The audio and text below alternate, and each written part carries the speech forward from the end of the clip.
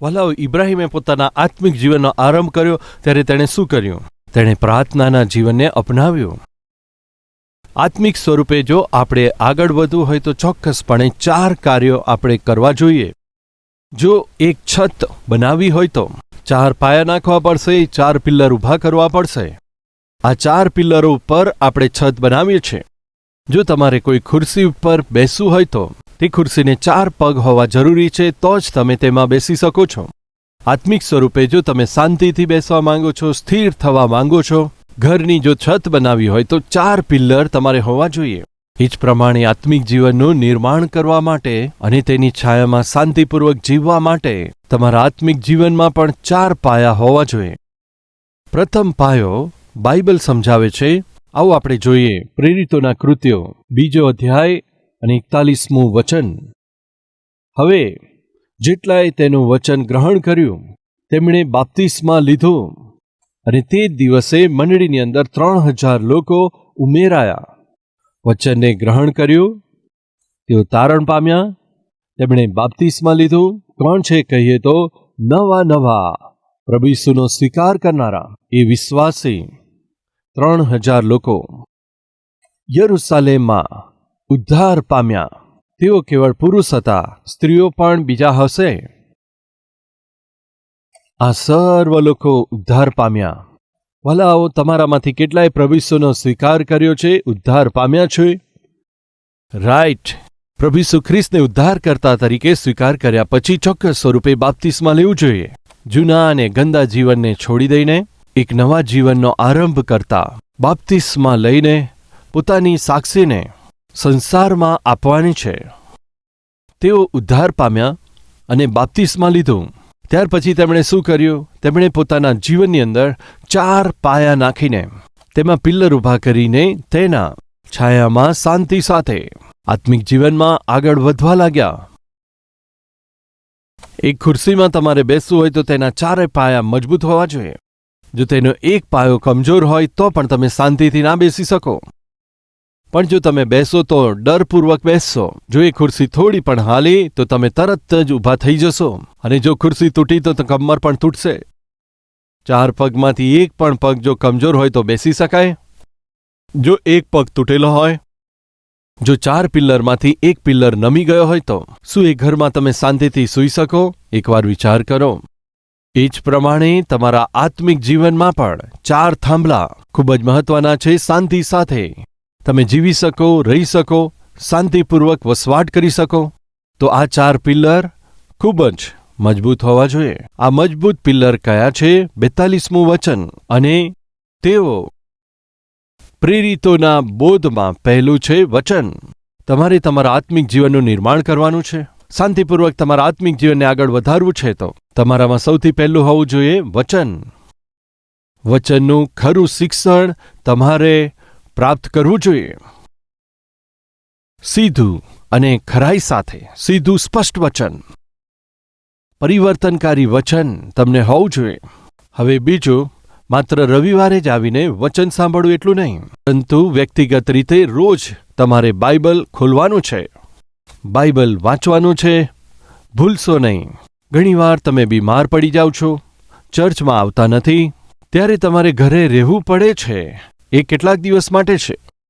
જ્યારે તંદુરસ્તી સારી થાય ત્યારે શું કરો છો? પ્રભુ મંદિરમાં આવો છો. સ્થિતિ સારી થઈ જાય પછી શું કરશો? પ્રભુના મંદિરમાં આવવું જોઈએ. તે દિવસે યરૂશાલેમમાં તેમણે પસંદ કરેલા 4 પાયા કયા છે? પહેલું છે વચન, અને બીજું છે સંગતિ. શું છે? સંગતિ.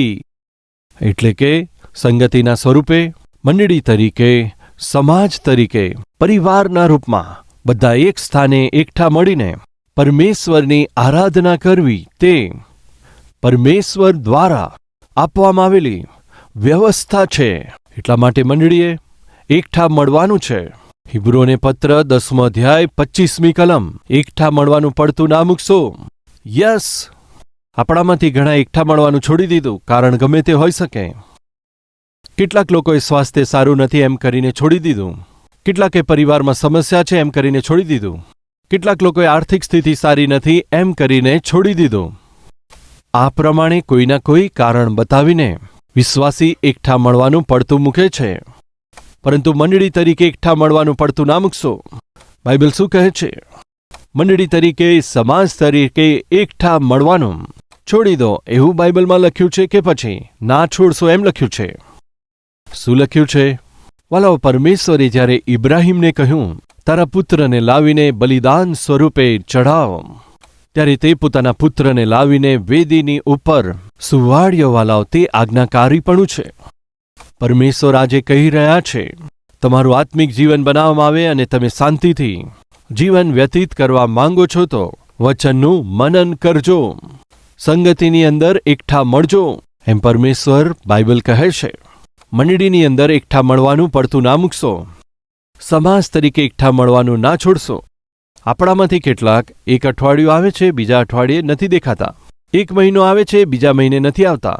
એ તો આત્મિક જીવન માટે યોગ્ય નથી. પરંતુ આત્મિક જીવનના નિર્માણ માટે મંડળીના રૂપમાં એકઠા ન મળવાની આ આદત બિલકુલ ના હોવી જોઈએ, તે ભૂલશો નહીં. એટલે હું પ્રભુમાં વિનંતી કરું છું, એકઠા મળવાનું પડતું ના મૂકશો. વારંવાર નોકરી છોડનાર એક સારા કર્મચારી ના બની શકે. વારંવાર સ્કૂલમાં ના જનાર એક સારો વિદ્યાર્થી ના બની શકે. વારંવાર સંગતિમાં ના એકઠા મળનાર વ્યક્તિ એક સારો વિશ્વાસી કેવી રીતે બની શકે? જો તમારું બાળક સ્કૂલમાં જવાનું છોડી દે તો માતા પિતા તરીકે ખુશ થશો? જો તમારો પુત્ર એ સ્કૂલમાં જવાનું છોડી દે તો માતા પિતાના રૂપમાં તમે ચિંતા કરશો ને? શા માટે? તેનું ભવિષ્યનું શું થશે? તેણે સ્કૂલ છોડી છે. એ જ પ્રમાણે પરમેશ્વર પણ ચિંતા કરી રહ્યા છે. જ્યારે પણ તમે સંગતિમાં એકઠા મળતા નથી, પરમેશ્વર ચિંતા કરે છે તમારા ભવિષ્યનું શું થશે વિચાર કરીને. પરમેશ્વર કહે છે, મારી અવગણના કરો છો, મારી સંગતિને અવગણના કરો છો. તમારી ભલાઈ માટે, મંડળીની ભલાઈ માટે મેં આ રીત આપી છે. મંડળીના રૂપમાં, સંગતિના રૂપમાં, સમાજના સ્વરૂપમાં એકઠા મળવાની આ રીત ઉપર જો તમે ધ્યાન નહીં આપો તો તમારું ભવિષ્ય ચિંતામાં પડી જશે, એમ પરમેશ્વર પણ ચિંતા કરે છે. વાલાઓ, જો તમારું બાળક સ્કૂલમાં ના જાય તો તમે ચિંતા કરો છો. શા માટે? સ્કૂલમાં ના જાય તો કેવી રીતે? ત્યાં જ તો તેની જરૂરિયાત પ્રમાણે પાઠ શીખવે છે. યસ, ઘરે બેસીને શું વાંચી શકે છે? હા, વાંચી શકે છે, પણ સ્કૂલે જવું જરૂરી છે. ઘરે બેસીને બાઇબલ ના વંચાય, ચોક્કસ વાંચવું જોઈએ. એ જ પ્રમાણે મંડળી અને સંગતિ જરૂરી છે. એકઠા મળવાનું પડતું ના મૂકશો. બાઇબલ કહે છે પ્રથમ પાયો વચન છે અને બીજો પાયો સંગતિ છે. બીજો અધ્યાય 42મી કલમ ફરીથી વાંચું છું. અને ત્રીજો પાયો અને રોટલી ભાંગવામાં. શું લખ્યું છે? રોટલી તોડવામાં, રોટલી ભાંગવી અને દ્રાક્ષારસ પીવો. એ તો અદ્ભુત પ્રભુ ભોજનની આરાધના છે. ચોક્કસ ભાગ લેવાનો છે, જેમ મનમાં આવે તેમ, જ્યારે ઈચ્છા થાય ત્યારે, જ્યાં મનમાં આવે ત્યાં આગળ, જે મનમાં આવે તેમ નથી કરવાનો. ચોક્કસ તમારે તૈયારી સાથે રહેવાનું છે. આ ધરતી ઉપર જ જો તમે પ્રભુની ઉપસ્થિતિમાં, પ્રભુ ભોજનમાં સામેલ નહીં થાવ તો ઉપર કેવી રીતે થશો? જો આ ધરતી ઉપર જ રોટલી અને દ્રાક્ષરસને લેવાનું મન નથી તો આપણે સ્વર્ગમાં કેવી રીતે જઈશું? એક પાસ્ટર તરીકે મારી આશા શું છે જાણો છો? અમારી સંગતિમાં આવનાર દરેક વ્યક્તિ સ્વર્ગની અંદર પહોંચવા જોઈએ. જો દરેક વ્યક્તિએ સ્વર્ગની અંદર પ્રવેશવું હોય તો આ ધરતી ઉપર પ્રભુ સાથે જીવવું જોઈએ ને. એ જ બતાવું છું. તમારે પ્રભુમાં જીવવાનું છે. જો પ્રભુ તમારી સાથે હશે તો તમે પવિત્ર જીવન જીવશો. તમારી વાતોમાં પવિત્રતા હશે, તમારી આંખોમાં પવિત્રતા હશે, તમારા કાનોમાં, તમારા હાથોમાં પવિત્રતા હશે, તમારું આચરણ પણ પવિત્ર હશે. ત્યારે તમે પ્રભુને કાર્યમાં પ્રગટ કરી શકશો. ત્યારે તમે હિંમતથી પ્રભુની ઉપસ્થિતિમાં પ્રભુના શરીરનું પ્રતીક જે રોટલી છે, પ્રભુના રક્તનું પ્રતીક દ્રાક્ષરસ છે, તે પી શકશો. તે ચોક્કસ તમારા જીવનનો એક ભાગ બનવો જોઈએ. ઉદ્ધાર પામેલ દરેક વ્યક્તિએ નિશ્ચિત સ્વરૂપે પ્રભુ ભોજનમાં સામેલ થવું જરૂરી છે. અને પ્રાર્થના કરવામાં તેઓ મગ્ન રહ્યા. એટલે કે પ્રાર્થના કરવામાં લગાતાર લાગુ રહ્યા. લગાતાર એટલે કે સતત. આપણામાંથી કેટલાક દુઃખ આવે ત્યારે પ્રાર્થના કરે છે, પછીથી છોડી દે છે. રવિવાર આવે ત્યારે પ્રાર્થના કરે છે, વચ્ચે તો છોડી દે છે. એક્ઝામ આવે ત્યારે ચર્ચમાં આવે છે, પછી છોડી દે છે. સમસ્યા આવે ત્યારે ચર્ચમાં આવે છે, વચ્ચે તો છોડી દે છે. 1 મહિનો પ્રભુ ભોજનમાં સામેલ થાય છે, બીજા મહિને નથી થતા. એક દિવસ બાઇબલ વાંચે છે, બીજા દિવસે નથી વાંચતા, છોડી દે છે.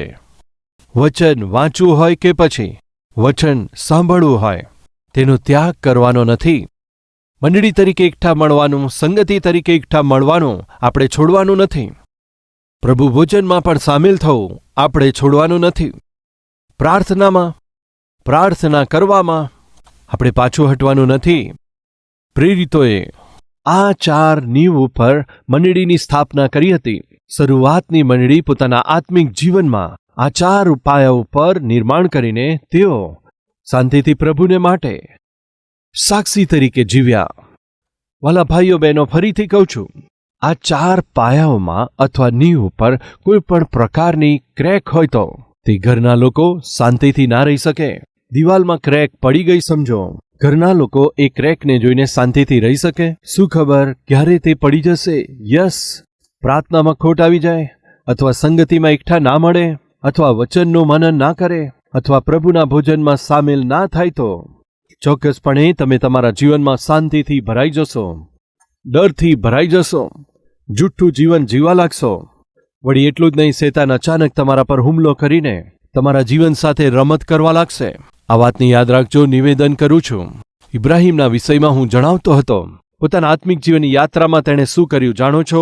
પ્રાર્થનાના જીવનથી આરંભ કર્યો. વળી એટલું જ નહીં, વેદી પણ બનાવી. વેદી ક્યાં બનાવે છે જાણો છો? ઘરની બહાર બનાવે છે.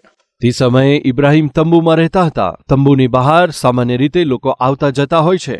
હવે વેદી બનાવે ત્યારે લોકો સામાન્ય રીતે પૂછે, આ વેદી શાની છે? આ તો મારા પરમેશ્વરને માટે બનાવેલ વેદી છે. કોણ છે તમારા પરમેશ્વર? યહોવા, એ જ મારા પરમેશ્વર છે. હિંમતથી ઇબ્રાહીમે ગવાહી આપી. હિંમતથી ઇબ્રાહીમે જે ગવાહી આપી હતી અને પ્રાર્થના કરનાર ઇબ્રાહીમના જીવનમાં સમસ્યા આવી પહોંચી. તે સમસ્યા શું હતી કહીએ તો દુકાળ આવી પડ્યું હતું. વાલાઓ, ખ્રિસ્તીઓના જીવનમાં શું કષ્ટ ના આવે? વિશ્વાસીના જીવનમાં સમસ્યા ના આવે? વિશ્વાસીઓને આર્થિક તંગી ના પડે? શું વિશ્વાસી બીમાર ના પડી શકે? શું વિશ્વાસી નિષ્ફળ ના થઈ શકે? એમ પ્રશ્ન કરીએ તો ચોક્કસપણે વિશ્વાસી લોકો એટલે કે પરમેશ્વરના લોકોના જીવનમાં પણ કષ્ટ આવે છે, આર્થિક તંગી આવે છે, બીમારીની સમસ્યા પણ આવે છે, અપમાન પણ થાય છે, સર્વ થાય છે. આત્મિક જીવન જીવનારા ઇબ્રાહીમના જીવનમાં અચાનક રીતે વિપત્તિ આવી પડી. દુકાળના સ્વરૂપે કષ્ટ આવી ગયું. ઇબ્રાહીમે શું કરવાનું હતું? ઇબ્રાહીમના જીવનમાં કષ્ટ અને દુકાળ આવવાથી તેણે શું કરવાનું હતું? પ્રાર્થના. પિતા, મારા જીવનમાં સંકટ કેમ આવ્યું? આ સમસ્યા કેમ આવી? બધું ઠીક છે એમ મેં વિચાર્યું, બધું શાંતિપૂર્વક છે એમ મેં વિચાર્યું, પરંતુ અચાનક આ દુકાળ આવી પડ્યો. એક સમયની રોટલી પણ મુશ્કેલ પડે છે. મને અને મારી પત્નીને ભોજન નથી, દુઃખ ઉઠાવવું પડે છે. આવી સ્થિતિ કેમ આવી છે? આ રીતે પરમેશ્વરની પાસે આવીને પોતાનું દુઃખ પ્રગટ કરતા તો પરમેશ્વર એ દુઃખને દૂર કરી દેતા અથવા એ દુઃખને સહન કરવાની શક્તિ આપતા. તે વાતને ધ્યાન આપજો. તમારા દુઃખને પરમેશ્વર દૂર કરશે, દૂર કરી શકે છે, પરંતુ ઘણા સંદર્ભમાં તે દુઃખ સહન કરવાની શક્તિને પરમેશ્વર આપશે. વાલાઓ, બહાર તેજ વરસાદ પડતો હતો. વાદળ ગર્જના કરતા હતા. વાદળ ગરજતા, વીજળી ગરજતા, ભયંકર તોફાની અવાજ સાંભળીને તે છોકરી અચાનક ડરીને જાગી ઉઠી. તેણે બારીની બહાર જોયું તો ડર લાગવા લાગ્યો. વાદળનું ગરજવું, વીજળીનું ચમકવું ભયંકર હતું. આ રીતે ડરી ગયેલી છોકરી બાજુની રૂમમાં મમ્મી સૂઈ ગયા હતા ત્યાં આગળ દોડીને ગઈ. મમ્મી, શું થયું બેટા? મમ્મી, મને ડર લાગે છે. શું થયું? બહાર વરસાદ પડે છે, વાદળ ગરજે છે, વીજળી ચમકે છે. તે જોઈને મને ડર લાગે છે મમ્મી. એમ કહીને જલ્દી આવીને, મમ્મી તમારી સાથે સૂઈ જાઉં? હા, સૂઈ જા બેટા. પાસે સૂઈ ગઈ. રડવાનું બંધ થઈ ગયું. ડર નથી, શાંતિપૂર્વક સૂઈ ગઈ. શાંતિપૂર્વક સૂઈ જતી બેટીને જોઈને માં બોલી, બેટા, તું શાનાથી ડરી હતી? વાદળની ગર્જનાથી ડરી ગઈ હતી. ચમકતી વીજળી જોઈને ડરી ગઈ. વરસાદના તોફાનનો અવાજ સાંભળીને મને ડર લાગ્યો હતો મમ્મી. હવે કેવી રીતે શાંતિથી સૂઈ જાય છે? બહાર વરસાદ તો પડે છે. હા મમ્મી, વરસાદ પડે છે. વાદળ પણ ગર્જના કરે છે. હા, ગર્જના કરે છે. વીજળી ચમકે છે. હા મમ્મી, વીજળી ચમકે છે. વાદળ ગરજી રહ્યા છે. તેજ તોફાન છે, વરસાદ પડી રહ્યો છે, એ બધું જ મને દેખાઈ રહ્યું છે. તો પછી તું એના જ ડરથી મારી પાસે આવી હતી ને? પણ હમણાં તને ડર કેમ નથી લાગતો? કેમ કે તમે મારી પાસે છો એટલે મમ્મી. તમે મારી પાસે છો એટલે મમ્મી. તમારી ઉપસ્થિતિએ મને હિંમત આપી છે. વાલા ભાઈઓ બહેનો, ધ્યાનથી સાંભળો. વાદળનું ગરજવું શું બંધ થયું હતું? વીજળીનું ચમકવું બંધ થયું હતું? તેજ વરસાદ થોભ્યો નહોતો, તેજ હવા થોભી નહોતી. ઘરની ચારે તરફ અંધકાર છવાયો હતો. પરંતુ આ છોકરી આટલી શાંત કેમ હતી જાણો છો? તેની મમ્મી તેની સાથે હતી એટલા માટે. આપણા જીવનમાં ઘણીવાર સમસ્યા આવે છે, કષ્ટ આવી જાય છે. આપણા જીવનમાં ઘણીવાર વિપત્તિઓ આવી પડે છે. ઘણીવાર આપણા જીવનમાં નિષ્ફળતા આવે છે. પરંતુ તમે પરમેશ્વરના સંતાન તરીકે શાંતિથી જીવી શકો છો જો પરમેશ્વર તમારી સાથે હોય ત્યારે. તમે ભૂલશો નહીં. ઇબ્રાહીમે પણ આવા અનુભવમાંથી પસાર થવાનું હતું. પરંતુ તેણે શું કર્યું? જ્યારે સંકટ આવ્યું, જ્યારે દુકાળ આવ્યો, જ્યારે ભૂખથી પીડાતો હતો, પોતાના લોકોને તે ભોજન ના આપી શક્યા, ત્યારે ઇબ્રાહીમે એક ભૂલ કરી. તે ભૂલ કઈ છે કહીએ તો પરમેશ્વરની ઈચ્છા જાણ્યા વગર, પ્રાર્થના કર્યા વગર એક નિર્ણય લઈ લીધો. તે શું હતો? જે સ્થાનમાં તે રહેતો હતો ત્યાંથી મિસરમાં જવાનું છે. એક નિર્ણય લીધો. મિસર દેશ સંસારનું પ્રતીક છે. મિસર પર શાસન કરનાર ફારૂન શૈતાનનું પ્રતીક છે. સંસાર અને શૈતાનનું પ્રતીક મિસર દેશ તરફ. એ જ પ્રમાણે અને ફારૂનની પાસે જવાની કોઈ જરૂર નહોતી. આખા સંસાર ઉપર શાસન કરનાર પરમેશ્વર જો તેની સાથે હતા તો તેના જીવનમાં કોઈ કષ્ટ આવે તો પરમેશ્વરનો સહારો લેવાનો હતો. ઇબ્રાહીમે ફારૂનનો સહારો લીધો, મિસરનો સહારો લીધો હતો. પોતાની પત્ની અને તેની સાથે જે હતા તેમને મિસર લઈ ગયા. ત્યાં આગળ ગયા પછી તેને ખબર પડી કે તે દેશ તો કેટલો પાપમય છે.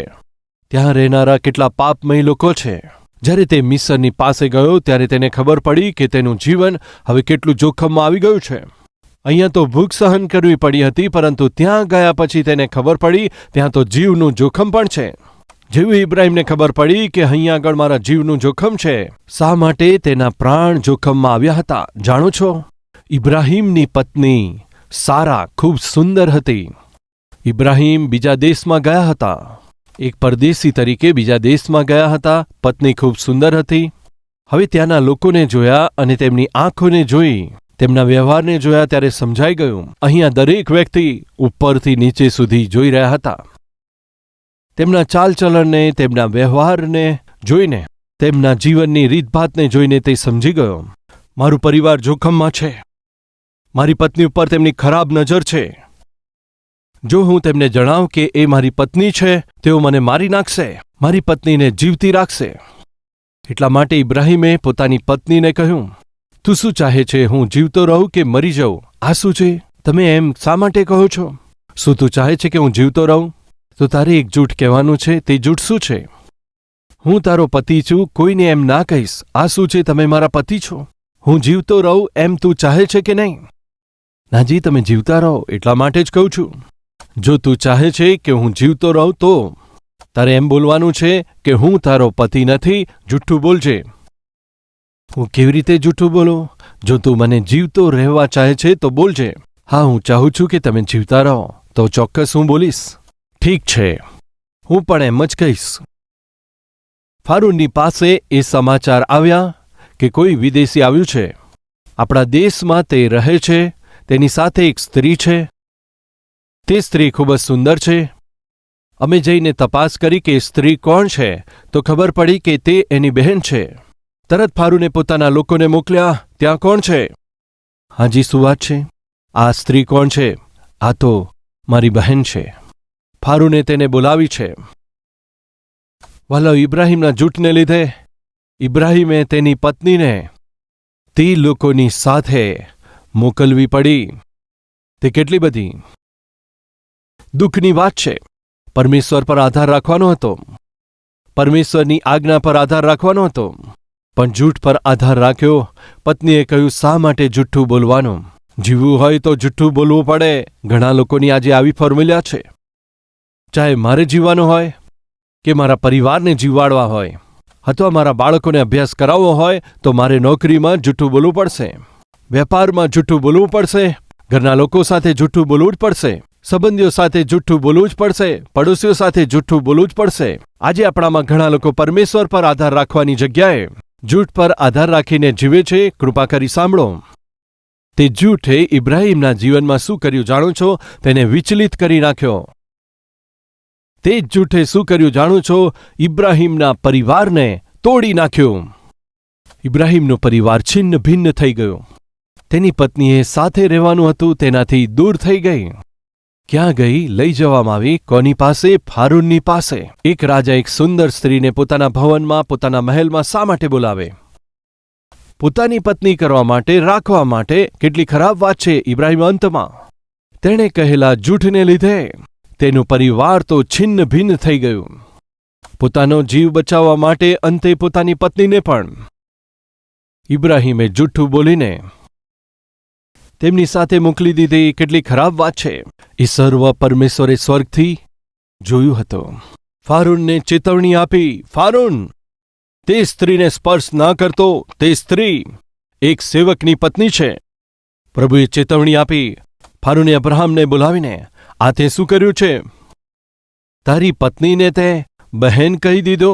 કદાચ મેં તેની સાથે લગ્ન કર્યું હોત, તેના માટે જ મેં તેને બોલાવી હતી. બની શકતું કે ફારૂન સારા સાથે લગ્ન પણ કરી ચૂક્યો હોત. આ સંસારમાં ઇબ્રાહીમ દ્વારા જન્મ લેનારા સંસારના ઉદ્ધારકર્તા પ્રભુ ઈસુ જન્મ લઈને ના આવ્યા હોત, તેમનો જન્મ જ ના થયો હોત, આવી મોટી ભૂલ તે દિવસે ઇબ્રાહીમ દ્વારા થવાની હતી. પરમેશ્વર જે મહાન જ્ઞાની છે, શું કર્યું જાણો છો? ફારૂનને ચેતવણી આપી. ફારૂને ઇબ્રાહીમને બોલાવીને, તે આ શું કર્યું છે? તું કેવો માણસ છે? જૂઠું બોલ્યો. તારી પત્નીને તે બહેન કીધી. સાચે તારી બહેન માનીને મેં તેની સાથે લગ્ન કર્યું હોત. તારા જેવા વ્યક્તિને અમારા દેશમાં રહેવાની અનુમતિ નથી. બહાર ચાલી જાઓ. કાઢી મૂક્યા. વાલાઓ, અબ્રાહમને ફારૂને કહ્યું, આ વ્યક્તિ તો સંસ્કાર વિનાનો છે. જૂઠું બોલીને પત્નીને જોખમમાં નાખી છે. એવો વ્યક્તિ આપણા દેશમાં ના રહી શકે એમ કહીને ઇબ્રાહીમને બહાર કાઢી મૂક્યો. કેટલું બધું અપમાન થયું જૂઠું બોલવાથી. ક્યારેય ભલો ના થઈ શકે. જૂઠ અને દગા ઉપર આધાર રાખીને જીવન જીવવું ક્યારેય આત્મિકતા નથી. અપમાનની સાથે શર્મિંદા થઈને ઇબ્રાહીમ પાછો ક્યાં આવ્યો જાણો છો? વાંચું છું 13મો અધ્યાય 4th કલમ. એ સ્થાન જ્યાં આગળ એ વેદી હતી જે તેણે પહેલા બનાવી હતી, ત્યાં આગળ ઇબ્રાહીમે ફરીથી યહોવાને પ્રાર્થના કરી. પાછા ઇબ્રાહીમ ક્યાં આવ્યા? ત્યાં જ આવ્યા. પ્રાર્થના કરી, પશ્ચાતાપ સાથે આવ્યો. પિતા, મેં ભૂલ કરી છે. દુકાળને લીધે જીવનમાં સંકટ આવ્યું. તમારા ચરણોમાં આવીને પ્રાર્થના કરવાની જગ્યાએ ખબર નહીં કેમ ઉતાવળિયો નિર્ણય લીધો. ફારૂનનો આશરો લીધો, મિસરનો આશરો લીધો, પોતાનું સન્માન પણ ગુમાવ્યું. હવે મને પસ્તાવો થાય છે. હું વિનંતી કરું છું, મને પવિત્ર બનાવી દો. હવે વચન આપું છું, જીવનમાં ક્યારેય જૂઠ પર આધાર રાખીને ક્યારેય નહીં જીવું. કેવળ તમારા પર હું આધાર રાખીશ. માર્ગ ભટકી ગયેલો ઇબ્રાહીમ સીધો ક્યાં આવ્યો જાણો છો? જે સ્થાનમાં પરમેશ્વરને છોડ્યા, તેમની ઉપસ્થિતિને છોડી ત્યાં જ આવ્યો. પાછો આવ્યો. વાલા ભાઈઓ અને બહેનો, આપણી મધ્યે શું કોઈ એવું છે પરમેશ્વરને છોડી દીધા હોય, આત્મિકતાને છોડી દીધી હોય, જેમણે પવિત્રતા છોડી હોય, જેમણે વિશ્વાસ છોડ્યો હોય, જેમણે પતિને છોડ્યા હોય કે પત્નીને છોડી હોય, જેમણે બાળકોને છોડ્યા હોય, જેમણે મંડળી છોડી હોય, જેમણે સાક્ષીને ગુમાવી હોય? શું કોઈ એવું છે? તો પાછા આવો પરમેશ્વરની પાસે. શું કરશે પરમેશ્વર? ઇબ્રાહીમ જૂઠું બોલ્યા હતા વાલાઓ. આ ઇબ્રાહીમ તો જૂઠું બોલે છે. આવો જૂઠો વ્યક્તિ પોતાના જૂઠ બોલવા દ્વારા પોતાના પરિવારને જે તોડવા માટે તૈયાર થઈ ગયા, પણ જ્યારે ભૂલ સમજાય ત્યારે તેણે પસ્તાવો કર્યો. એવા જૂઠું બોલનાર વ્યક્તિને પરમેશ્વરે શું બનાવ્યા જાણો છો? એક મહાન આગેવાન બનાવ્યા.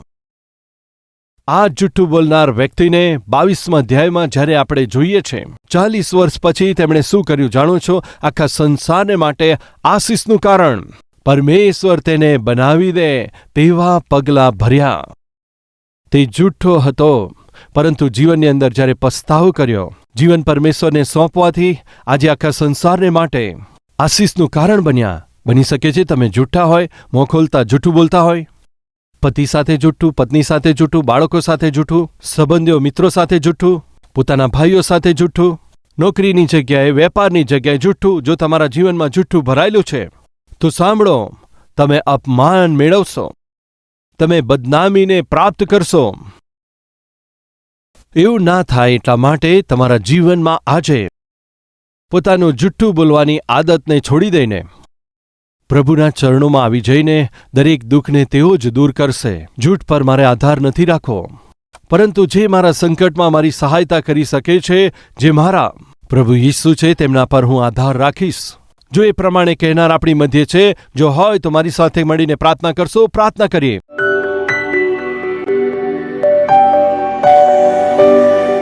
મહાન પવિત્ર પ્રેમી પરમેશ્વર પિતા, ખૂબ જ સામર્થ્યવાન વચન સાથે અમારી સાથે વાત કરી છે. ઇબ્રાહીમે પિતા જુઠ્ઠું બોલ્યા, તે જૂઠને લીધે તેમને ખૂબ જ નુકસાન થયું, તેમણે ઘણું દુઃખ સહન કર્યું. પરંતુ એ જુઠ્ઠું બોલનાર તમારી ઉપસ્થિતિમાં આવીને પસ્તાવો કરીને પોતાના જીવનને જ્યારે અર્પણ કર્યું ત્યારે તમે અદ્ભુત રીતે તેને બદલી નાખ્યો અને એક શ્રેષ્ઠ ધાર્મિક વ્યક્તિ તમે બનાવ્યો. હે પિતા, આજે જેઓ આ વચન સાંભળે છે, જૂઠને, અન્યાયને, અધર્મને આધાર બનાવીને જીવે છે, એમને માફ કરજો. પિતા, જેઓ તમારી દ્રષ્ટિમાં ગુનેગાર છે, એવા લોકો સ્થિર ના થઈ શકે, ઉન્નતિ ના કરી શકે, તે વાતને જાણીને, ઓળખીને પોતાના આત્મિક જીવનને સુધારી લેતા પસ્તાવો કરનાર દરેક વ્યક્તિને ક્ષમા કરજો. પિતા, અમારા મુખમાંથી જુઠ્ઠું ના નીકળે, અમારા જીવનની અંદર કોઈ દોષ ના આવે, અમારે વિપત્તિમાં નથી ફસાવાનું. પિતા, તમારી આજ્ઞા માનીને, તમને આધીન થઈને, તમને જ ખૂબ જ પ્રેમ કરીને તમારે માટે જીવીએ કૃપા કરજો. ઈસુના નામમાં માંગીએ છે પિતા, આમેન.